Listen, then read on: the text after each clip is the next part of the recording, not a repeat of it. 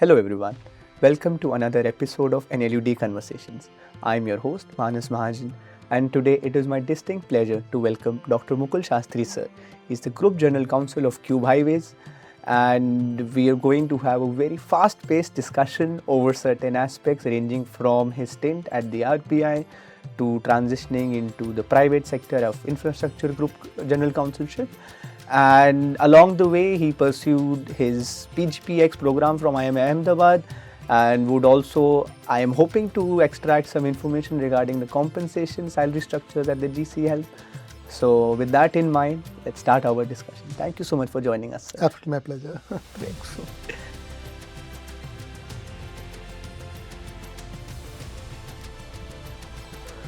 So, sir, I think one of the remarkable early highlights of your career has been securing AIR 1 in the RBI exam. Now, you took up that position, very well deserved. And how did life ahead go on from there? And then after one point, you chose to switch your career path significantly. So, how was your experience there, and what has that shift taught you now? Yes, RBI number one, it just happened. But I think give a little bit of background as to why RBI. Yes. Before that, I was an assistant professor in National Law School, Jodhpur. Wow. I was teaching there competition law and also criminal law. So I'll give a bit of background. So in 2002, Competition Act came, and I was really good in academics. So did my law, did my LLM, and then I thought that what subject should I pick up for my PhD. So Competition Act was very new at that time. So I thought, let me do a research whether how competition law is going to impact the economy of the country. So I chose the topic that whether anti-dumping duties will be relevant after competition law sets itself in India. So that was how the entire idea was. I was doing a PhD. I was in NLU Jodhpur pursuing my PhD. So post my PhD is done, I thought that, okay, I have done that, but how a regulator will think, because PhD is very theoretical. My thesis was that anti-dumping duties should be done away with once competition law regime sets in, and let CCI decide on the predatory practices of the corporates. So that was the thought process. But at the time in 2005, 2006, CCI was not recruiting anyone. The only way how we can get into Competition Commission was through a deputation. Either you have to be an IS officer or an IRS officer or into RBI or SEBI, and only from there you can get into CCI. Right. So that was the motivation. I thought, okay, I want to go to CCI somehow. So let's see which regulator has come with a vacancy. And in 2007, 2008, RBI publishes vacancies regularly. So RBI vacancies were there. So that was the motivation of writing RBI examination. Right. So that's why from an NLU Jodhpur assistant professor, I wrote the RBI examination. God was kind enough, topped the examination. And since I topped it, so I joined RBI with the sole motto that after 2-3 years, I'll just go to CCI on deputation. That was the entire motivation of writing RBI. Right. But once I was in RBI, so RBI has various divisions. How RBI works is they have some 22 odd divisions, where like Foreign Exchange Department, Department of Banking Supervision. So you go and join some of the department, you become a legal counsel for that division. Right. So I was advising Foreign Exchange Department when I joined RBI, advising them on FEMA circulars. FDA policy came that time, so how FDA policy is to be translated into practice, master directions, master regulations for that. So I was doing all those stuff. So this was the motivation of getting into RBI. But once I was in that, the scheme of RBI or the scale there was too wide, and I really enjoyed it so much that somehow I forgot about going into Competition Commission. I was so much involved in RBI itself. So RBI is a fantastic employer. So it was very satisfying to do things there. So this was the motivation of getting into RBI, and that's how RBI happened. Right. Now, when I was reading your profile, I came across that you did a postgraduate program in specializing in business and management, right? Correct. At IIM Ahmedabad. Correct. Now, how did that come into being? Was it a decision post RBI, or at what stage you decided, okay, this is something I want to pursue, and how did that shape the direction you took ahead? So what happened is, when I was in RBI, first of all, I was to interact with various people who were very good in numbers. So there's a lot of interaction with very business savvy people, economists who are really good with, in general, about Right. GDP, about interest rates, our repo rates, reverse repo rate, and all that stuff. So this, so it made me very curious because that environment was very number oriented environment. So it made me very curious that I should also learn about these Right. numbers in more detail. So that was the first kind of interest area, how the Intel developed in doing some management course. Second, in RBI is after 5 years you can do any course and RBI pays for it. So they have very interesting sabbatical policy. Right. So I thought, okay, I have now completed 5 years and there's a sabbatical policy. I can simply go keep my job also and RBI fund also, and then you can go and join any course. That's why RBI is a fantastic employer. So I thought, okay, let me use that sabbatical, and there they have certain institutes whom they recognize where you can go and do the course. So obviously in India, IIM Ahmedabad was one, and abroad there were many like London Business School, Wharton, the others. Right. So the question was where to go and what to do. I thought because if I go abroad, it's not only about the tuition fee, it's about the living there, those expenses, and RBI the salary is not that great for for officers that I can manage. Right. 1 year or 2 years in abroad on my own.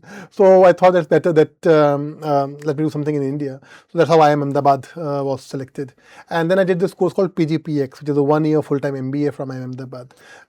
So I wrote the GMAT for that. There's a GMAT is the examination for that. So I wrote GMAT, scored reasonably good in GMAT, then cleared IIM Ahmedabad and joined the PGPX program and did my 1 year MBA from IIM Ahmedabad. So that was the motivation for joining MBA. And how did that shape things ahead, the direction you took on later? It changed completely. So that has very varied impact on my career. So till RBI, I was hardcore legal person. So my career was, I started as a litigating lawyer. My parents, my father is a judge, uncles are lawyers. So it's a family of lawyers and judges. Right. So did my law and was practicing for some time. And then since I was good in academics, I joined NLUD Jodhpur as assistant professor. So it was litigating lawyer, law teacher. RBI also was legal counsel. So it was throughout hardcore legal kind of a background. Post MBA, I was selected in RPG Group in KEC, not only as a head of legal, but also to develop their solar business. So it is like an opportunity to handle a P&L, profit and loss also was given to me. So a strategy-based aspect. Strategy-based aspect where we are controlling the numbers, the profit and loss center of a company. So that is where that MBA shifted me. So the entire perspective changed. That purely from a legal advisor, now you are a business kind of an advisor. Law is just one skill set among many. So that is what the change happened because of MBA. Right. Now, with all of these, there are 2 points which strike at me. First, you've always held an academic inclination towards law, and that has put you in rooms with peers who I believe you've learned a lot from, because with your RBI's exposure at IIM, you've told that both of them have been life-changing experiences. So how important it is to be in certain right rooms and how to take that influence from peers, and if there's any instance which strikes out that just by chance or pure luck, you came across some people and that really changed the direction you took onwards. No, it does. It does. Very fantastic question, Manas. And yes, it helps a lot. Your peers, even from people who are around you. Like, I'll give an example. Like when I was in NLUD Jodhpur, I was teaching and pursuing my PhD. So I was greatly influenced by Professor NL Mitra, Professor A.K. Kaul, great professors. And you are sharing a room with them with great legal minds. Professor Upendra Bakshi was there. He taught us something. So Professor Manas Mahajan, actually, who's the founder of legal education. So, or modern legal education. So when you interact with these people, you learn a lot of things just like that, even if they're not teaching you directly, just simply, as you rightly said, simply in the same room with them, just trying to understand as to what their thought process is, what their vision is, you learn a lot of things. And one thing that those interactions taught me is always think beyond what is what you say. I mean, just go beyond, think wider, and not only in a very myopic. So whenever a problem is there, just don't think about a solution of that problem in a very myopic manner, but think in a broader, longer term. Just see the repercussions of any action that you take. So those kind of small things they taught us, as you said, simply in the conversation. So that's a business acumen aspect. So to the entire legal position. Correct. That in RBI, for example, Raghuram Rajan, one of our interactions with him was a great kind of motivator, and likewise many other in RBI actually, great motivator. They come across from across the different part of the country with different kind of thought processes. So you really learn a lot from them, and they're all toppers and winners. These are towering personalities. These are not people you just come across otherwise. So you're right. So when you sit with them, meet them, interact with them, you learn a lot of things just by virtue of meeting and interacting with them. Right. Now, when you moved on from RBI to KC, and eventually into the private sector, and especially the infra sector you have specialized in. How was that transition? Did you pick infrastructure for a particular reason, any interest, or it just happened by chance? And then for somebody who's willing or looking to explore into general counselship roles, how does one identify a sector? Or is it's just, it's a whatever comes at your way, you start and then you build onwards? Fantastic. So there are 2-3 things here. One is when I was doing my MBA, you have to just then choose who the recruiters are. So problem for me was, so my choice was banking and finance sector because I was an RBI, so they were the same sector. But the problem was, had I to choose banking and finance, I could not have, because I was an RBI and there's a 3-year schooling period. So if you quit RBI, you cannot join the regulated entities. So all the banks, NBFCs, they're regulated by RBI. Right. So since they're regulated entities, you cannot join them for 3 years. There's a cooling off period. But therefore, that sector was completely out, though that was the interest sector for me. So I have to choose in IIM Ahmedabad, if I have to sit for recruitment, then which companies should I target for? So therefore, banking and finance was out because of this reason. Second was, either I could have gone for FMCG or for other sectors. But there I felt that infra is something where I feel I'll be more interested in working. Why? Because I always like, so in addition to numbers and this, always like this big ticket disputes or big ticket arbitrations. All these things also fascinated me a lot. Right. Complex, whereby there's complexities in facts and stuff. And that is where I felt infra is something which is the key. And second most reason is, I always felt, and I'll feel today also, that if India has to become a $10 trillion economy or a superpower by 2047, the major key engine is infrastructure. Because this is what there's even you can Google it and check also. The multiplier effect of infrastructure is almost 3 to 6. This means $1 spent on infrastructure will result in $3 increase in GDP.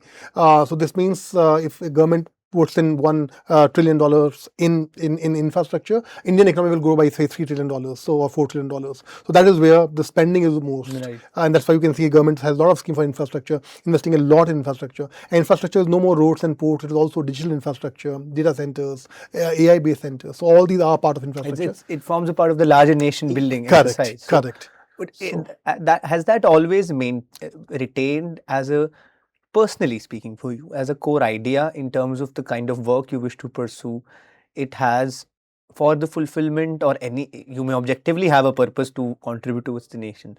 So do you think that idea has retained for you despite of moving into the private sector side eventually? Yeah, that does. So that is what the idea was when I was choosing in my MBA, when I was choosing the companies where to apply for jobs. So that was the idea. That's why infrastructure, that's how it zoomed into. And in last 10-12 years in my private career also, as head of legal or GCs in these companies, somehow I felt that infrastructure has, so there's something like I found a right love in this sector. Right. So yes, it motivates me a lot to contribute into infrastructure sector. And now this is a juicy question. It's often a loaded question. People avoid this, but you've indicated that you are open to it. How does the salaries across compensations across these different verticals happen? If ballpark figures or some ceilings or floors, so that people have an idea. Does it vary across sectors? Does it vary across the size of the employer? Or just purely it's about the hierarchy in which you are? Fantastic question, Manas. And yes, people don't talk much about it, and especially GC salaries or in-house counsel salaries are not published. But I feel time has come that people should really know what this career looks like. Law firms openly post their salaries. There are open source democratized ways to bring in market parity. Yes. I'm sure that is something it is dear to you. No, it should be open. But before that, I'll just try to answer. So one thing everyone has to understand, like how many companies are there in the country? You simply go to MCA website and just do a normal search. You'll find almost 2 million active companies. Right. Out of which, because multiple groups have multiple companies, like for example, Cube Highways, we may have, say, 50, 60 subsidiaries. Right. All that. So 50 companies part of one organization. So after that 2 million, let's just divide that by 50. So at least 40,000 unique employers are there.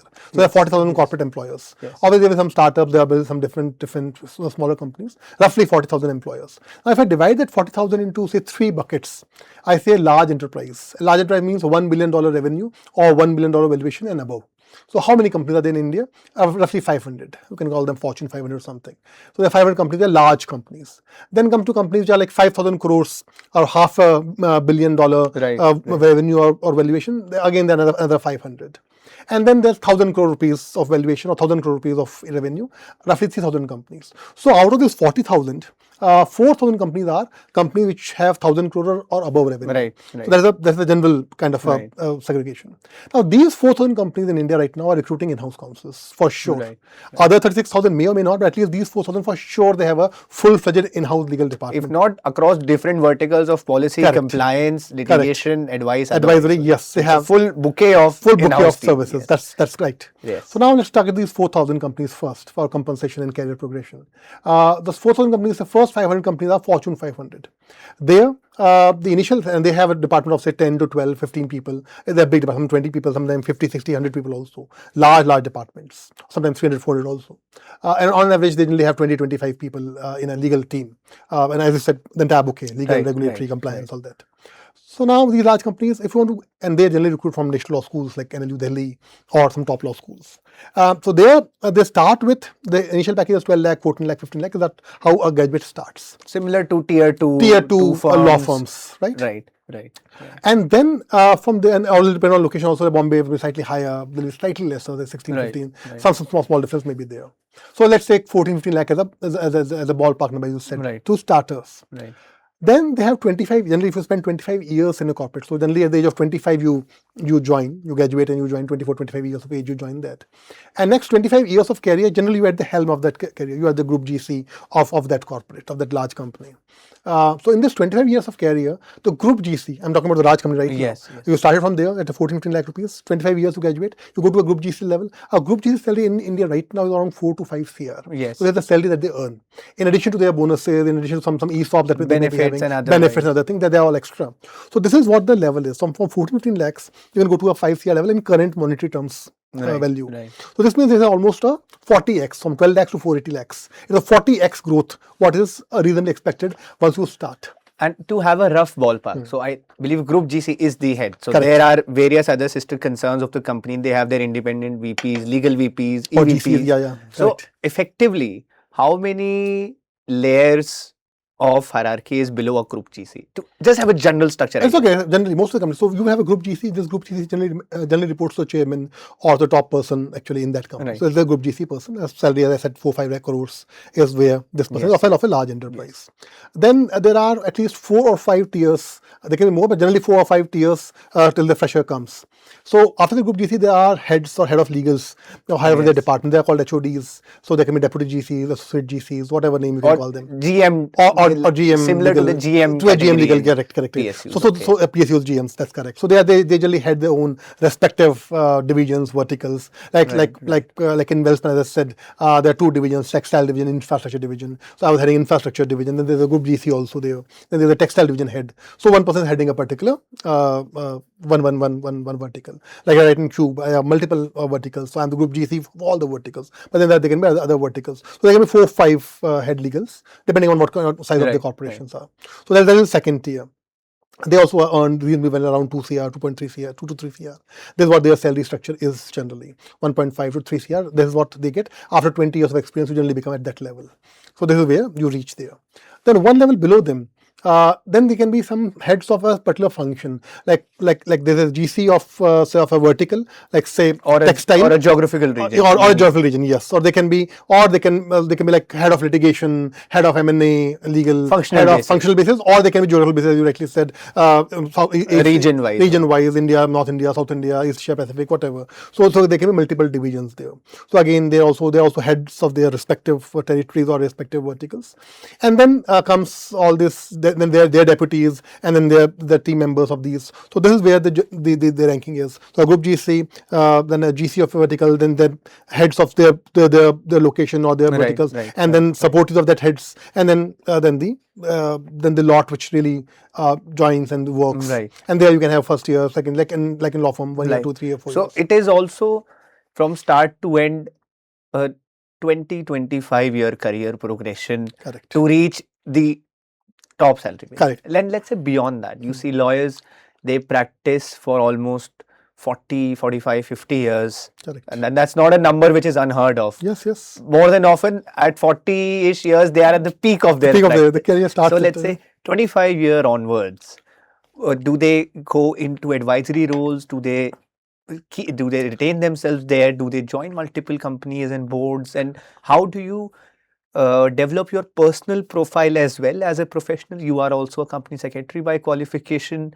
If you could also get some insights into how that has helped you, right? So just some Yes. 2-3 pointers. No, that so you can. CS also has helped me because generally, if in a corporate, you have to understand the corporate law well. So as a CS, as a qualification, and as a practicing CS, so I was a CS also of various companies in Adani, in KEC. So that also gives you a perspective. It helps you. Right.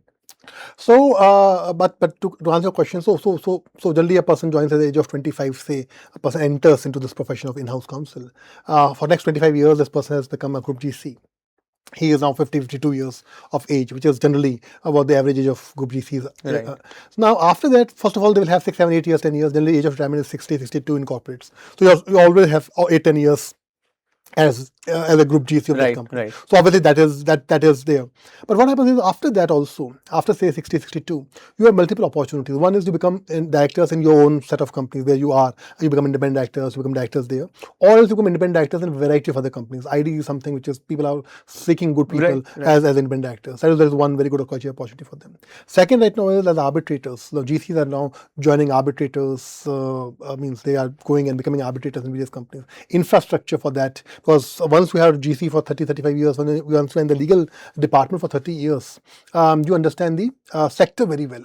And therefore, as an arbitrator, you really play a very, very crucial and important role.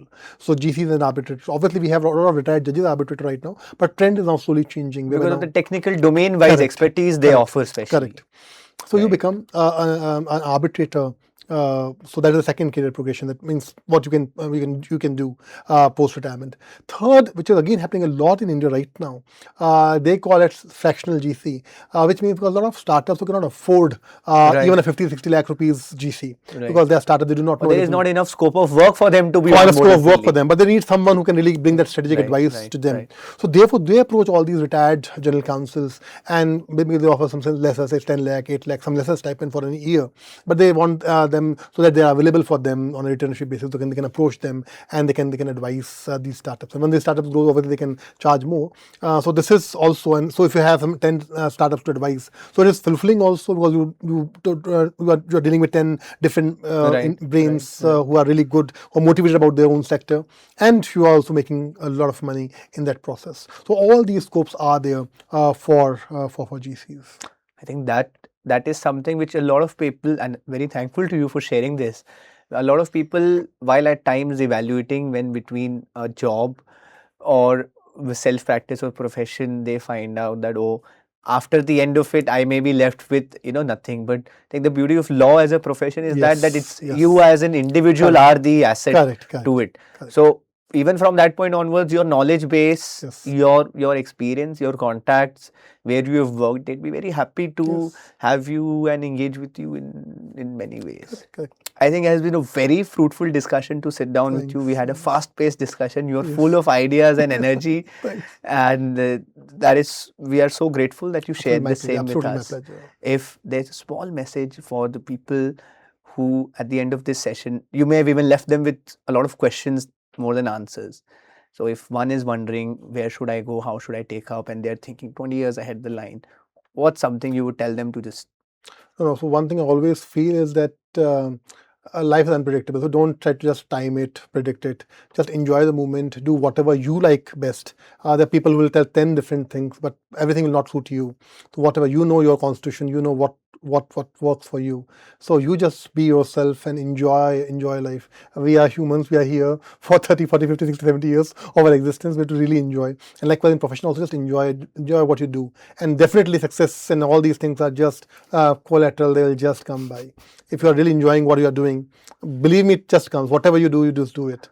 Don't overthink, don't overcomplicate. Keep it simple. What you like, just do that. And slowly and gradually things will fall in place. Less is more. Less is more, yes. Thank you so much, sir. Absolutely my pleasure, Manas. Absolutely my pleasure.